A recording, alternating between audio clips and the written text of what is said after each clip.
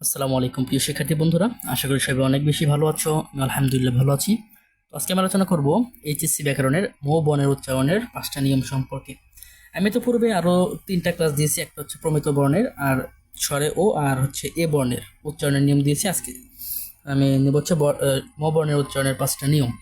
তো আশা করি তোমার ভিডিওটি ভালো লাগবে, এবং যারা ইতিপূর্বে ক্লাসগুলো দেখো নাই তারা চাইলে আমার ভিডিও প্লেলিস্ট থেকে ভিডিওগুলো দেখে আসতে পারো। আশা করি উপকৃত হবা।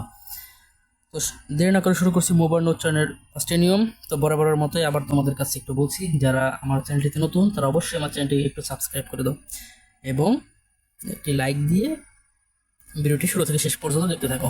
আশা করি বুঝতে পারবে। তাহলে চলো শুরু করা যাক। তাহলে 5টা বর্ণের প্রথমটা হচ্ছে কোনো শব্দ বা পদের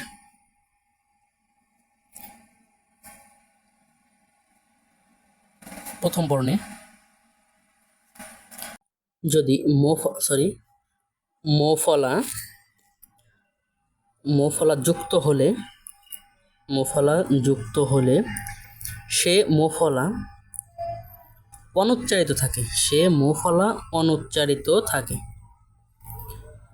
থাকে এবং মোফলা যুক্ত শব্দটি সামান্য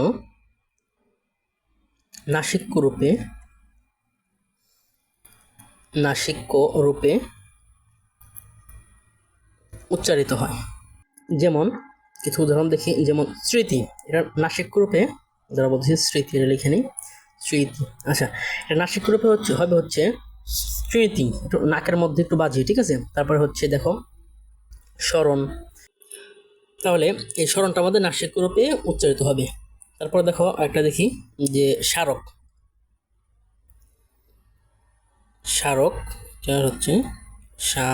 ঠিক আছে, ইত্যাদি। তাহলে এটা গেলো আমার মোবর্ণ উচ্চারণের প্রথম নিয়ম। এবার দেখো দ্বিতীয় নিয়মটা, শব্দের মধ্যে কিংবা শেষে মফলা যুক্ত হলে সেই যুক্ত বর্ণটি উচ্চারণে দ্বিত্ব ঘটে। আনুনাসিক বিধায়, হচ্ছে আনুনাসিক শব্দ বিধায় দ্বিত্ব উচ্চারিত বর্ণের শেষ ধ্বনিটি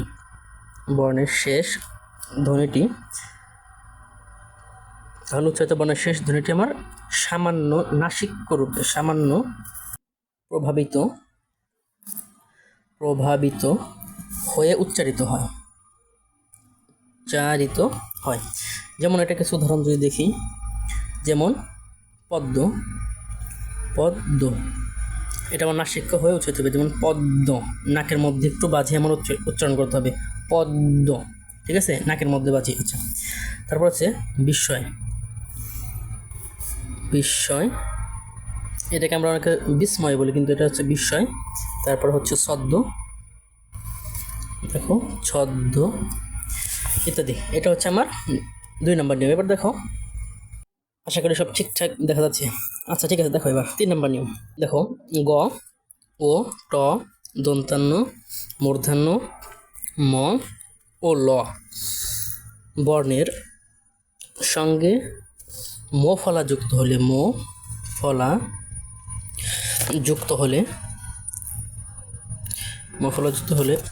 ম এর উচ্চারণ অবিকৃত থাকে। শেষ। এটা যেমন কিছু উদাহরণ দেখি, যুগ্ম, ওকে। তারপর হচ্ছে মৃন্ময়, তারপরে একটা যদি দেখি উন্মাদ, ওকে, ইত্যাদি। তাহলে এটা গেলো আমার 3 নম্বর নিয়ম। এবার দেখো 4 নম্বর নিয়ম। 4 নম্বর নিয়ম আরও সোজা, যে যুক্ত বর্ণের সঙ্গে ম ফলা যুক্ত হলে, ম ফলা যুক্ত হলে সেই ম বর্ণের উচ্চারণ, সেই ম বর্ণের উচ্চারণ সুপ্ত থাকে, মানে লুকায়িত থাকে। ঠিক আছে, সুপ্ত থাকে। যেমন যক্ষা, যক্ষা, এখানে ম বর্ণটা উচ্চারিত সুপ্ত আছে। ঠিক আছে, যেমন তারপরে সূক্ষ্ম, সূক্ষ্ম।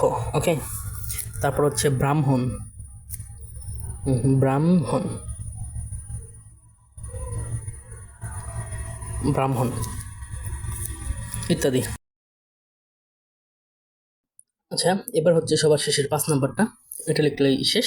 দেখো, বাংলা ভাষায়, বাংলা ভাষায় এমন অনেক, এমন অনেক সংস্কৃত শব্দ আছে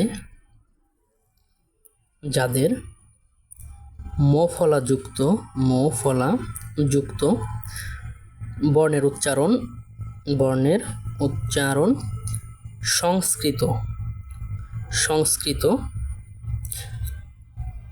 সংস্কৃত রীতি মেনে হয়, রীতি মেনে হয়ে থাকে। ওকে, যেমন এটা কিছু দেখি, যেমন কুষ্মাণ্ড, কুষ্মাণ্ড, এটা হচ্ছে দেখো কুষ্মাণ্ড, ভেঙে ভেঙে কুষ্মাণ্ড। তারপর হচ্ছে আয়ুষ্মতী, আয়ুষ্মতী, এটা হচ্ছে আয়ুষ্মতী। আচ্ছা, এবার দেখো একটা হচ্ছে কাশ্মীর, কাশ্মীর। আচ্ছা দেখো, এটা হচ্ছে আমাদের 5 নাম্বার নিয়ম, এবং আমাদের ম ফলা উচ্চারণের যে 5টা নিয়ম ছিল সেটা শেষ হয়ে গেছে। তোমরা প্রথম থেকে আবার একটু দেখো, যাদের কোথাও কোনো প্রবলেম যদি থাকে কারো, তাহলে অবশ্যই আমাকে কমেন্টের মাধ্যমে জানাতে পারো। আর তোমাদের নেক্সট তোমাদের কোন বিষয়ে ভিডিও প্রয়োজন আমাকে অবশ্যই জানাতে পারো, আমি তোমাদের সেই চাহিদা অনুযায়ী ভিডিও দেওয়ার চেষ্টা করবো ইনশাল্লাহ। এবং ভিডিওটি ভালো লাগলে তোমার বন্ধুদের কাছে শেয়ার করে দিও, সেটা শব্দ হবে। এবং যারা এখন আমার চ্যানেলটিকে সাবস্ক্রাইব করে নেই, অবশ্যই সাবস্ক্রাইব করে দাও, যাতে আমার দেওয়া নিত্য নতুন সব ভিডিও পৌঁছে যায় তোমার কাছে। তাহলে ভালো থেকো সবাই, আল্লাহ হাফেজ।